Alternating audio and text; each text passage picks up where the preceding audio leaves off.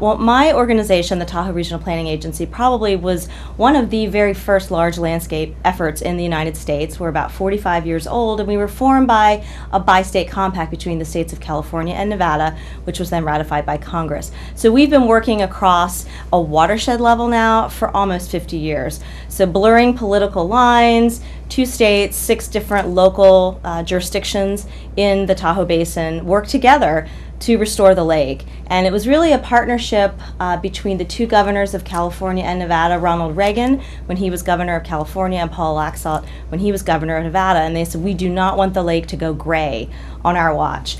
Tahoe has always been fortunate to have world-class science that's been driving public policy, and we knew that we had to reduce nutrient loading into the lake, things like nitrogen and phosphorus, and now we've learned even since, after spending about $10 million in cutting-edge science, we actually have to remove fine sediment particles from stormwater that's clouding the lake's beautiful world-famous clarity. So we have a whole restoration program that's comprised of 50 different organizations, and that's federal, state, local, and private.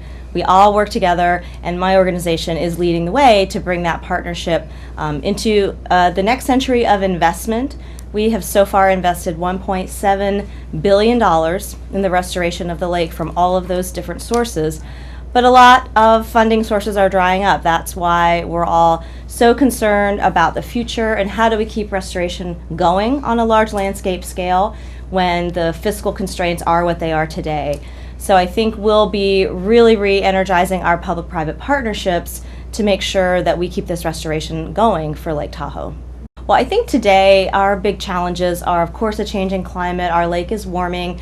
Our lake holds 39 trillion gallons of water, but we have new threats from invasive species. A warmer lake and drought actually could mean more invasive species in our shoreline.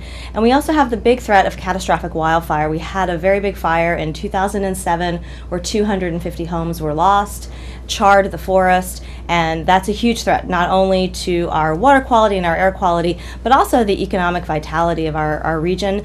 Lake Tahoe is not a national park, so we have a little bit of a different challenge. We have a community that lives at the lake, but we also have about 3 to 5 million visitors that come to Tahoe every year. It's one of the most heavily visited national forests in the country. So how do you manage all of those uses and still protect the resource? And that's really our big challenge for the future. I think all of us are reminded every day of that very first moment that we see the lake. It's stunning, it's so incredible, and we share that. What we have in common with anyone that comes to Tahoe for the first time, or whether you've lived there your entire life, is this passion for the lake, is this love of the place.